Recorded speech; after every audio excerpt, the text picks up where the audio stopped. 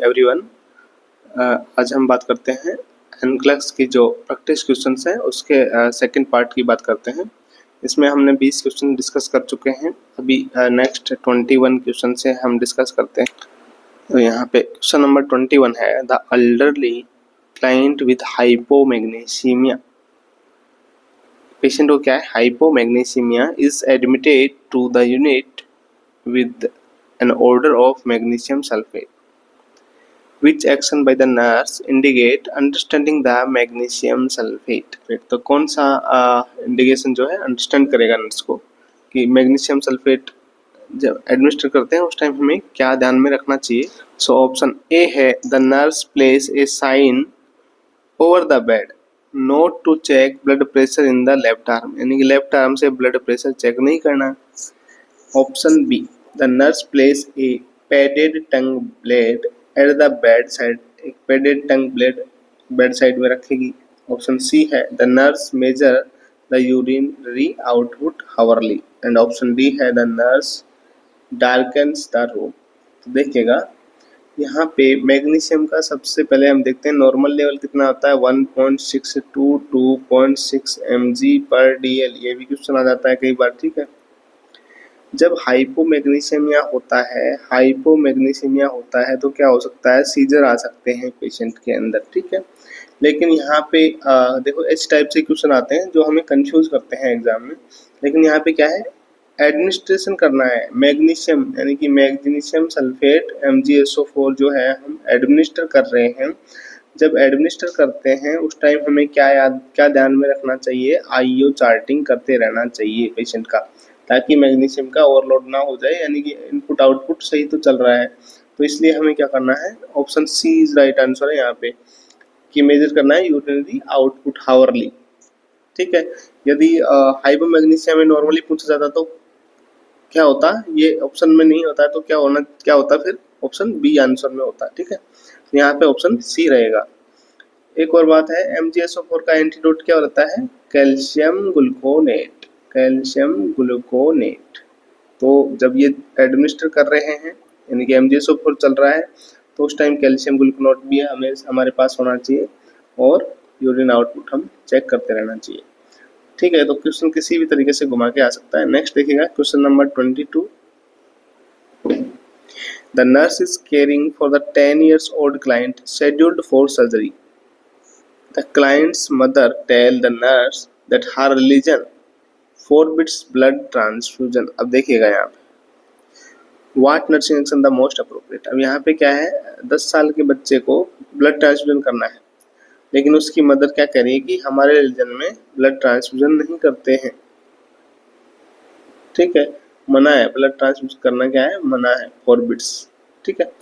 अब देखिएगा यहाँ पे क्या करेगी नर्स, यदि कोई आपको बोले कि नहीं हम ब्लड तो नहीं चढ़वाएंगे, हमारे धर्म में ऐसा अलाउ नहीं करता है। तो देखिएगा ऑप्शन ए है, document the mother's statement in the chart, हम उसको स्टेटमेंट को डॉक्यूमेंट्स करेंगे इन द चार्ट, ठीक है, करेंगे डॉक्यूमेंट्स, लेकिन मोस्ट अप्रोप्रिएट पूछा है। अब देखिएगा ऑप्शन ऐसे ही आते हैं जिनमें एक से ज़्यादा ऑप्शन सही रहते हैं, लेकिन हमें क्या किस पे आंसर करना है, जो मोस्ट अप्रोप्रिएट यानी सबसे ज़्यादा अप्रोप्रिएट है उसी पे आंसर सही माना जाएगा। ऑप्शन बी है, encourage the mother to reconsider, mother को एनकरेज करेंगे कि नहीं चढ़वा लीजिए ऐसा करके। ऑप्शन सी है, explain the consequence of no treatment, and option D है, notify the physician of the mother's refusal. देखिए ऐसी कंडीशन में हमें सबसे पहले क्या करना है, नोटिफाई कर देना है फिजिशियन को, ठीक है, क्योंकि नॉर्म्स वाला क्वेश्चन आ गया, रिलीजन वाला क्वेश्चन आ गया, तो इसमें क्या करना है, हमें नोटिफाई करना है फिजिशियन, ठीक है। हमें उसको एनकरेज भी नहीं करना है और डॉक्यूमेंट्स फाइंडिंग हम करेंगे, लेकिन सबसे ज़्यादा अप्रोप्रिएट क्या है, हमें सबसे पहले नोटिफाई करना है। Next question number 23, a client is admitted to the unit 3 hours after an injury with a 2nd degree burn. अब देखिएगा यहाँ पे 3 घंटे बाद पेशेंट एडमिट हो रहा है बर्न की, जो कि बर्न कौन सी डिग्री का है, 2nd डिग्री। बर्न कहाँ पे है, face, neck and head. The nurse would be most concerned with the client developing which of the following. तो कौन सी चीज इसमें डेवलप हो सकती है पेशेंट के अंदर, 3 hours हो गए हैं उसको और सेकेंड डिग्री बर्न। ठीक है, अब यहाँ पे देखिए ऑप्शन है hypovolaemia, option B laryngeal oedema, option C hyponatraemia and option D hyperkalaemia. अब यहाँ पे देखिएगा जब बर्न होता है, बर्न के अंदर हाइपरकेलेमिया हो गया। क्या केलेमिया मतलब पोटेशियम का लेवल ज्यादा होगा, क्या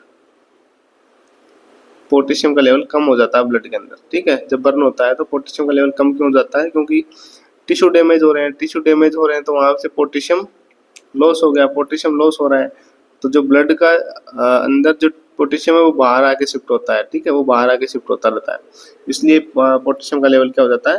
कम हो जाता है, तो हाइपोकैलेमिया रहता है। और दूसरा सोडियम का लेवल भी कम होता है, यानी हाइपोनेट्रीमिया होता है। तो बर्न के अंदर क्या होते हैं? हाइपोनेट्रीमिया एंड हाइपोकैलेमिया होते हैं, तो ये दोनों तो होंगे नहीं।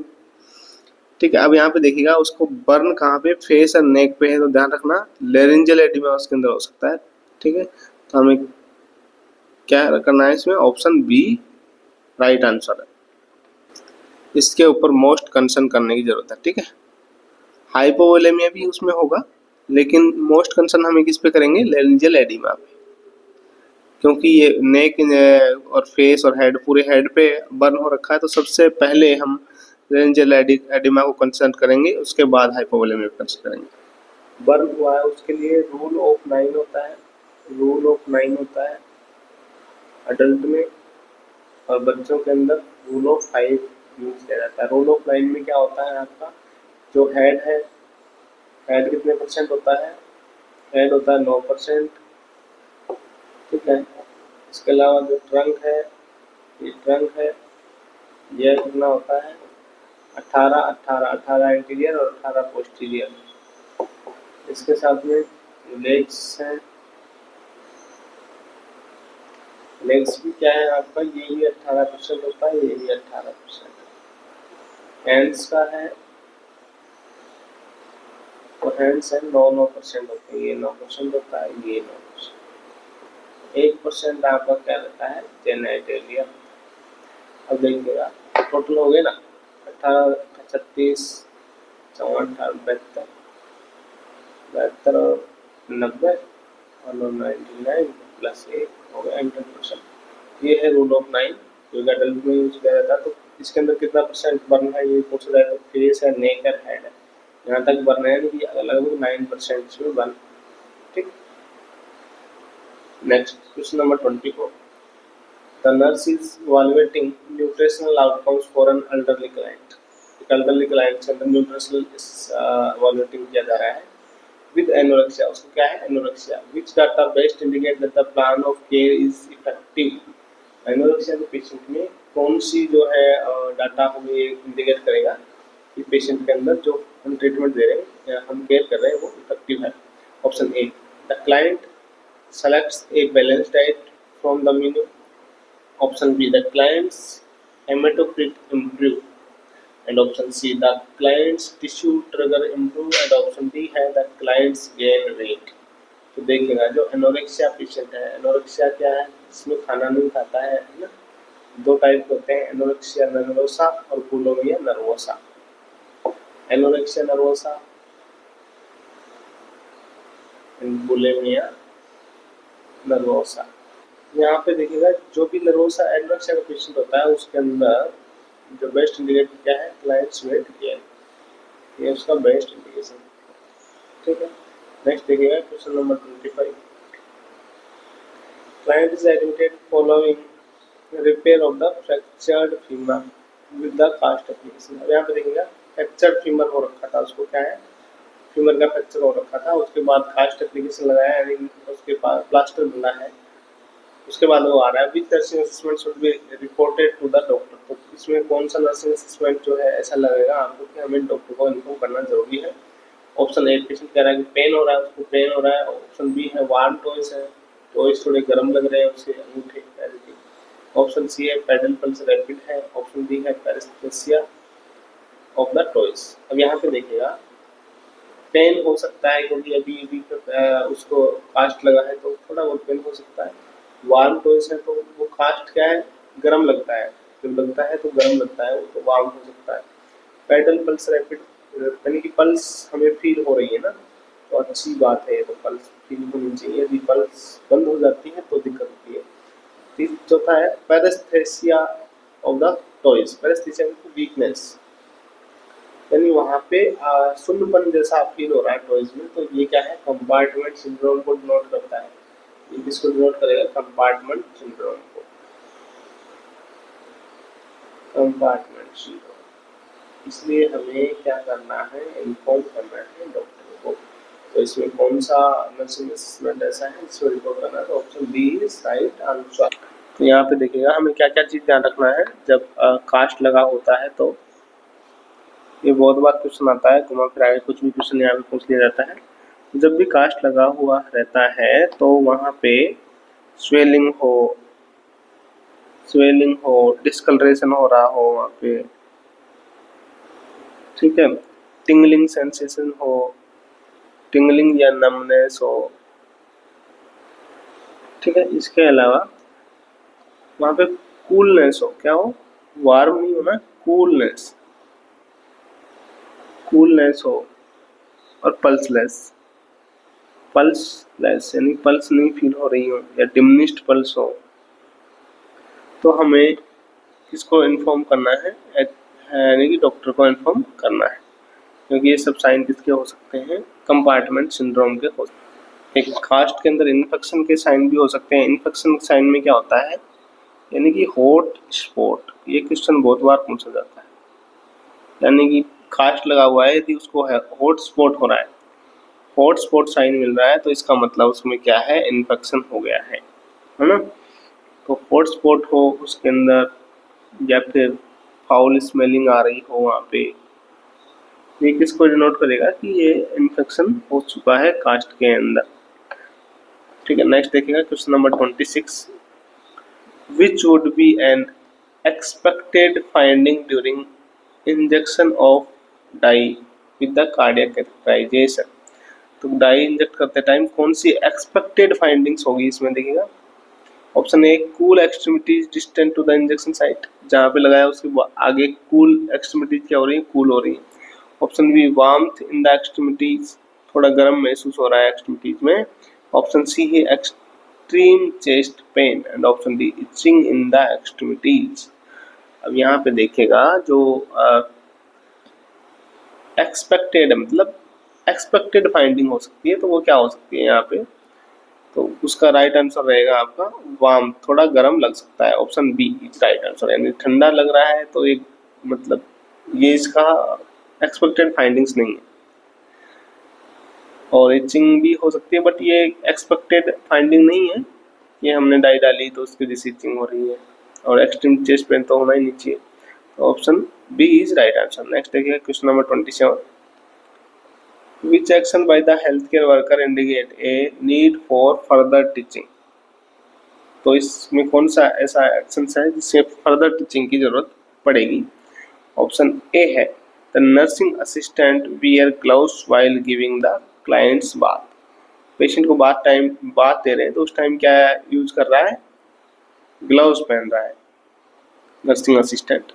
ऑप्शन बी है, the nurse wear goggles while drawing blood sample the client. जब पेशेंट से ब्लड सैंपल ले रहे हैं तो क्या पहन रही है, गोगल्स पहन रही है। Option C, the doctors washes his hand before examining the client. Doctor क्या कर रहे हैं, हैंड वॉश कर रहे हैं, हैंड को क्या कर रहे हैं, हैंड वॉश कर रहे हैं, ठीक है, बिफोर टचिंग द पेशेंट, ठीक है। The nurse wear gloves to take the client's vital sign. Next option ये है कि जो वाइटल साइन ले रहे हैं तो नर्स क्या कर रही है, ग्लव्स पहन रही है। अब यहाँ पे देखिएगा कौन से ऐसा इंडिकेशन आपको लग रहा है जिसमें नर्स को टीचिंग की जरूरत है, फर्दर टीचिंग की जरूरत है। तो ग्लव्स पहन रहा है, ये कब बात दे रहे हैं, तो बिल्कुल सही है, ग्लव्स पहन सकता है वो बात दे रहे हैं। Nurse wear goggles while drawing blood sample, जब ब्लड सैंपल ले रहे हैं उस टाइम गोगल्स पहन रहे हैं, ठीक है। ऑप्शन सी है, द डॉक्टर्स वॉश, ये भी सही है बिल्कुल, हाँ, हैंड वॉश करेंगे बिल्कुल पहले एग्जामिन करने से पहले। तो इसमें राइट आंसर रहेगा जो ऑप्शन डी है, यानी कि वाइटल साइन लेते टाइम ग्लव्स पहनने की जरूरत नहीं है, ठीक है। तो right answer option D. Priority basis पे। Option D is right answer. Next देखिए question number 28, the client is having electroconvulsive therapy for the treatment of severe depression. अब यहाँ पे देखिएगा एक क्वेश्चन से यहाँ पे क्लियर हो गया कि ईसीटी है ना, ईसीटी का जो इंडिकेशन क्या है, सीवियर डिप्रेशन है। ये क्वेश्चन भी आता है, ईसीटी का सीवियर इंडिकेशन क्या है, वो सॉरी इंडिकेशन क्या है, सीवियर डिप्रेशन। सीवियर डिप्रेशन में ईसीटी दी जा रही है। For the treatment which of the following indication that the client's ECT has been effective, तो इनमें से कौन सा ऐसा इंडिकेट करेगा कि इसका ईसीटी है, इलेक्ट्रोकन्वल्सिव थेरेपी है, वो इफेक्टिव है। ऑप्शन ए है the client losses consciousness, client क्या है, कॉन्शियसनेस को खो रहा है। ऑप्शन बी, तो ये इफेक्टिव है क्या, ऑप्शन बी देखिएगा द क्लाइंट वॉमिट्स, क्लाइंट क्या कर रहा है, वॉमिट कर रहा है। Option C the client's ECG indicate tachycardia, ECG में क्या आ रहा है, टेकिकार्डिया आ रहा है। Option D the client's has the grand mal seizure, जब हम ईसीटी देते हैं तो उसमें क्या आता है, ग्रांड माल सीजर आता है। यदि ये आता है तो ये क्या है, इफेक्टिव ईसीटी है। लेकिन कॉन्शियसनेस लॉस हो सकता है, लेकिन इससे ये इंडिकेट नहीं होगा कि ये इफेक्टिव ईसीटी है, ये इफेक्टिव ईसीटी का इंडिकेशन नहीं है ना। दूसरा क्लाइंट वॉमिट करेगा तो भी ये इफेक्टिव इंडिकेशन नहीं है। और ईसीजी इंडिकेट टेकिकार्डिया, बिल्कुल ईसीजी में टेकिकार्डिया रहेगा, टेकिकार्डिया ईसीजी में मिलेगा आपको, लेकिन ये इफेक्टिव इंडिकेशन ये भी नहीं है। तो इफेक्टिव इंडिकेशन क्या रहेगा आपका, जब ग्रांड माल सीजर पेशेंट के अंदर आ रहा है, जब ईसीटी दे रहे हैं उस टाइम, तो इसका मतलब है ईसीटी की इफेक्टिव है। Next question number 29, the 5 years old being tested for the pinworm, 5 साल का बच्चा है, उसको क्या हो रहा है, पिनवॉर्म से के लिए टेस्ट किया जा रहा है। To collect a specimen for assessment of pinworm the nurse should teach the mother to, यहाँ पे सैंपल लिया जा रहा है, स्पेसिमेन कलेक्शन करने के लिए क्या टीच करेगी मदर को, examine the perineal area with the flash light, flash light से पेरिएनल एरिया को एग्जामिन करना है। And 2 to 3 hours after the child sleep, जब बच्चा सो जाए उसके 2-3 घंटे बाद। And to collect any eggs on a clear tape, तो एक क्लियर टेप लगा के उसको हटा लेना है ताकि उसमें एग चिपक जाए। तो ऑप्शन बी है scrape the skin with pieces of cardboard and bring it to the clinic, skin को क्या करेंगे, स्क्रैप करेंगे और उसको क्लिनिक में ले जाएंगे। ऑप्शन सी है obtain a stool specimen in afternoon, and option D है bring a hair sample to the clinic for evaluation।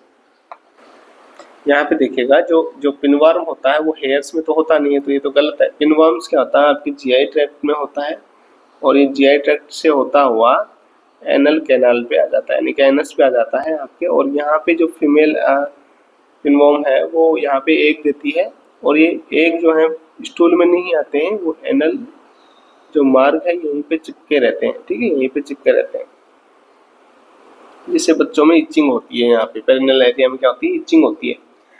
तो इसके लिए जो स्पेसिमेन कलेक्शन किया जाता है, उसके लिए हमें क्या करना है, जब बच्चा सो जाए तो उसके बाद में एक वाइट टेप लेनी है और उसके एनल एरिया पे लगा के और हटा लेनी है, ताकि उसके एग उस पर चिपक जाएँ, और फिर हम उसको माइक्रोस्कोप में देखते हैं कंफर्म करने के लिए, ठीक है। नेक्स्ट देखिएगा question number 30, which instruction should be given regarding the medication used to treat the enterobiasis. अब इसी को पिनवर्म का दूसरा नाम भी क्या है, एंटेरोबायोसिस भी बोलते हैं।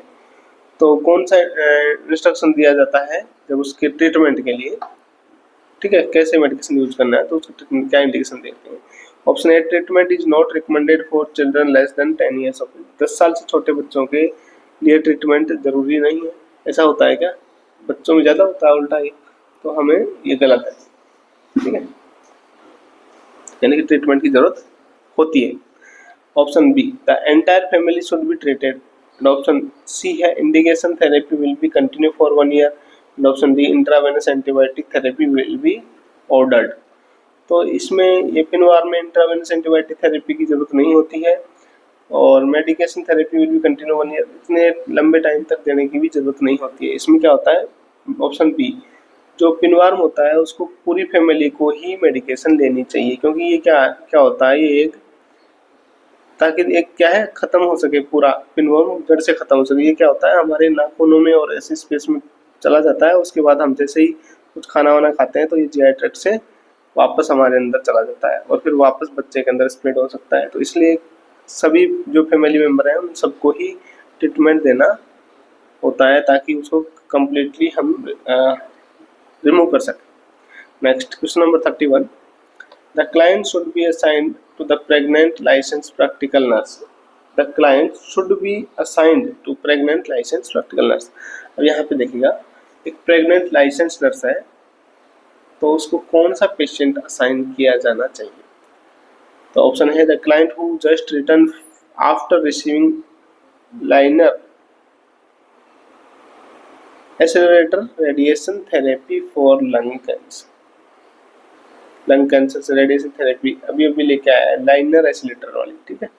Option B the client with the radium implant on the cervical cancer, उसको क्या रेडियम इम्प्लांट है। Option C the client who has just been administered soluble brachytherapy for the thyroid cancer. Option D है the client who has return from placement of radium seeds for prostate cancer.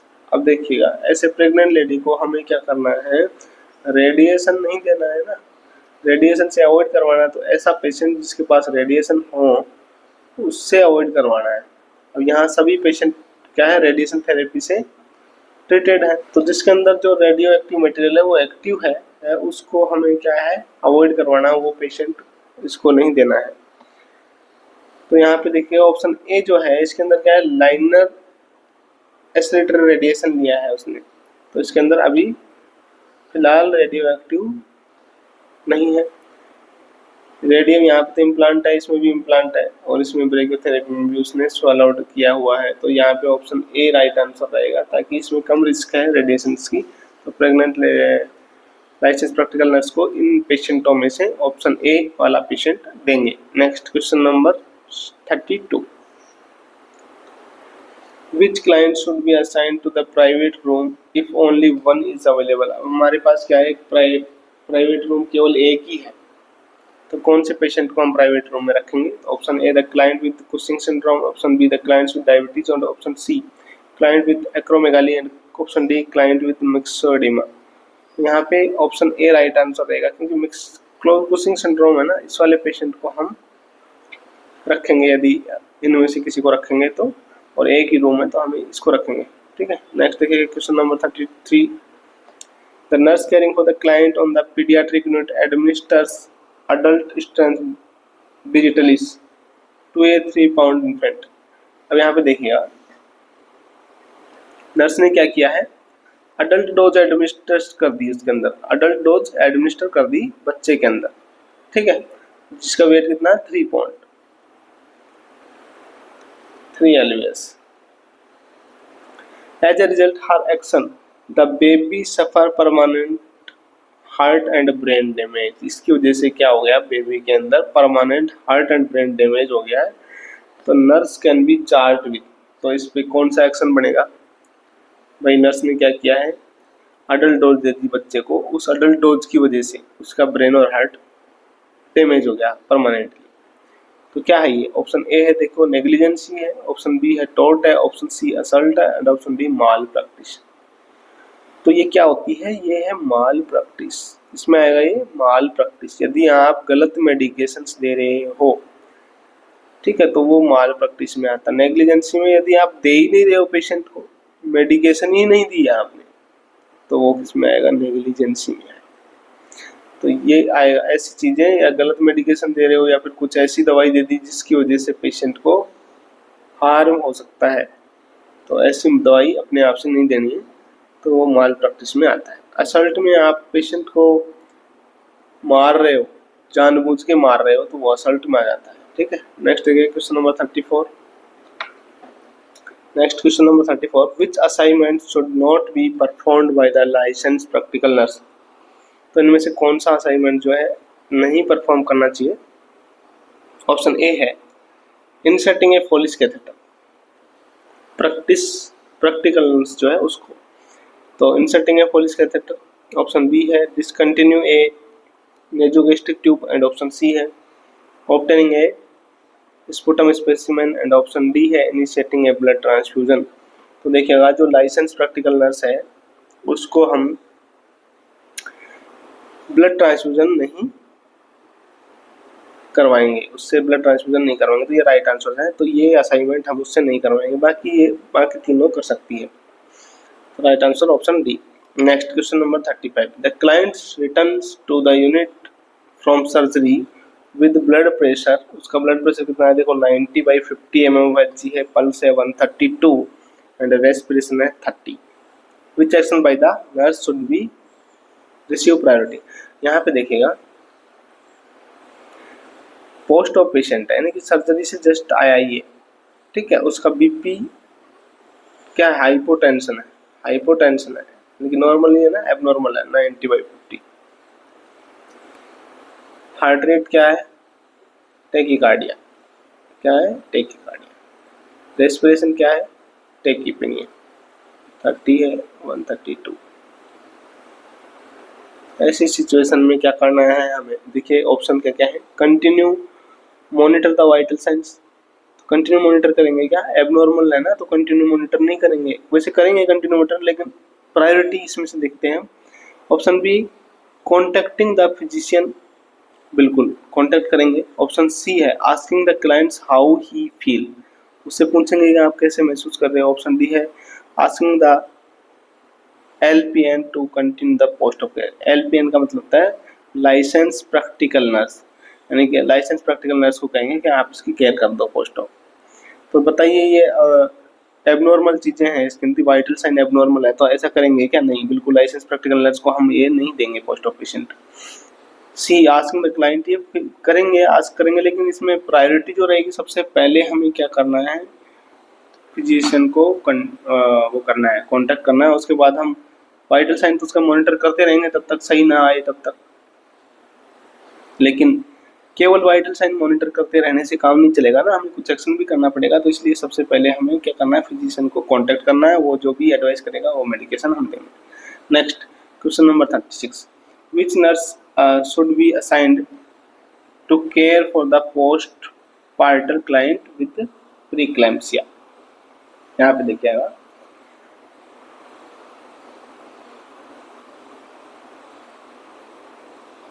Post portal client जो है pre-eclampsia का वो assign किया गया है, तो कौन सी नर्स को हम देंगे इसमें से।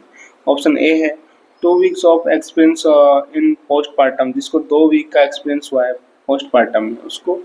ऑप्शन बी है 3 इयर्स एक्सपीरियंस है लेबर एंड डिलीवरी के अंदर। ऑप्शन सी है 10 ईयर एक्सपीरियंस किसमें, सर्जरी में। एंड ऑप्शन डी है 1 year experience in the neonatal and intensive care unit. तो ये क्या है, प्रेग्नेंट लेडीज यानी पोस्ट पार्टल क्लाइंट है, पोस्ट पार्टल क्लाइंट है प्रीक्लैम्सिया का। तो 2 वीक वाली को तो अभी नई आई है, क्या ही पता चलेगा उसको, है ना, तो इसको नहीं देंगे इसको। इसके अलावा देखिएगा 10 साल एक्सपीरियंस है सर्जरी में, तो इसको सर्जरी में एक्सपीरियंस है ना, इसमें तो नहीं है ना एक्सपीरियंस, तो ये दोनों हट जाएंगे। तो राइट आंसर ऑप्शन 3, यानी इसको बी, 3 साल का एक्सपीरियंस है लेबर एंड डिलीवरी में, तो option B is right answer. Next देखिएगा question number 37, which information should be reported to the state board of nursing. तो इनमें से कौन सी ऐसे स्टेटमेंट्स है जिसको हम स्टेट बोर्ड ऑफ नर्सिंग में इन्फॉर्म करेंगे। ऑप्शन ए है the facility fall to provide literature in both Spanish and English. Option B, the narcotic count has been incorrect on the unit for the past 3 days. And option C है the clients fail to receive an itemized account on his bill and receive service received during his hospital stay. Option D है the nursing assistant assigned to the client with hepatitis fail to feed the clients and give the bath. तो यहाँ पे देखिएगा कि एक nursing assistant को एक patient किया था, हेपेटाइटिस वाला पेशेंट, जिसको फीड करवाना था, ठीक है, बात करवाना था और फिर करवाना था उसको, मैं तो फेल नहीं कि उसने करवाया नहीं, तो हमें बोर्ड में देंगे उसका। ऑप्शन सी वाला क्या था, एक क्लाइंट है fail to receive an itemised account of his bills and service, तो जो भी उसकी बिल्स हैं वो उसको नहीं मिल पाए हैं पेशेंट को, तो बिठाएंगे। या फिर पास्ट 3 डेज, 3 दिन से, पिछले 3 दिनों से जो नार्कोटिक मेडिकेशंस हैं उनका वो इनकरेक्ट आई हैं, जो स्टॉक में जितनी होनी चाहिए उतनी नहीं है। ऑप्शन ए है जो facility has B provide literature in both, जो फैसिलिटी जो है लिटरेचर में दोनों में मिलनी चाहिए, स्पेनिश और इंग्लिश में दोनों में ये फैसिलिटी प्रोवाइड होनी चाहिए। तो यहाँ पे देखिएगा राइट आंसर जो रहेगा वो क्या है आपका, ऑप्शन बी, यानी कि लास्ट 3 डेज यदि नार्कोटिक मेडिकेशंस में गड़बड़ी पाई जा रही है तो इसके लिए हमें क्या करना होगा, रिपोर्ट करना होगा स्टेट बोर्ड ऑफ नर्सिंग में। नेक्स्ट है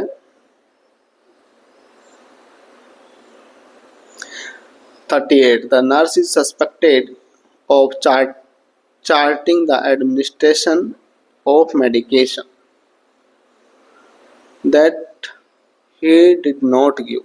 तो नर्स ने क्या सस्पेक्ट किया है कि जो एडमिनिस्ट्रेशन चार्ट है वो मेडिकेशंस पेशेंट को नहीं दी है। After talking the nurse the charge nurse should, तो चार्ज नर्स क्या करे, ऑप्शन ए है call the board of nursing, board of nursing में कॉल करेगी। ऑप्शन बी है file a formal reprimand, and option C है टर्मिनेट कर देगी नर्स को, and option D charge the nurse with a टॉट। तो इसमें राइट आंसर रहेगा ऑप्शन बी। ठीक है, क्योंकि इतनी सी बात के लिए तुरंत उसको टर्मिनेट तो नहीं कर सकते कि मेडिकेशन कोई छूट गया है ना। टर्मिनेशन बाद में की प्रोसेस है, पहले क्या करेंगी, इसको फाइल फॉर्मल रिप्रीमेंट करेगी। ऑप्शन क्वेश्चन नंबर 39 देखेगा, nurse is making round, which client should be seen first. Nurse round ले रही थी, सबसे पहले कौन से पेशेंट को देखेगी। ऑप्शन ए देखेगा, at 70 years old man old who has a gastrectomy 3 week ago, उसको क्या है, गैस्ट्रेक्टोमी हुआ था 3 वीक पहले, and has a PEG tube. Option B, the 5 month old discharged 1 week ago with pneumonia, 1 week पहले वो क्या हो गया, बच्चा निमोनिया हो रखा था और डिस्चार्ज हो गया। Who is being treated with amoxicillin liquid suspension, जो अभी किस पे ट्रीट हो रहा है, अमोक्सिसिलिन चल रही है उसको लिक्विड ओरली। ठीक है। Option C, 50 years old with MRSA, 50 साल का आदमी है जिसको क्या है, MRSA यानी कि methicillin resistant staphylococcus aureus. Option D है 30 साल का आदमी है जिसको क्या है, एक्सा सेलिब्रेशन हो रखा है और मल्टीपल स्क्लेरोसिस भी हो रखा है, and being treated with cortisone intravenously, और आईवी उसको कोर्टिसोन दिया जा रहा है। तो सबसे पहली प्रायोरिटी क्या रहेगी आपको, आईवी वाले पेशेंट। देखो इंट्रावेनस इसको चल रहा है और क्या चल रहा है, कोर्टिसोन चल रहा है, तो इसको पहले देखेगी। ठीक है, thank you for watching the video.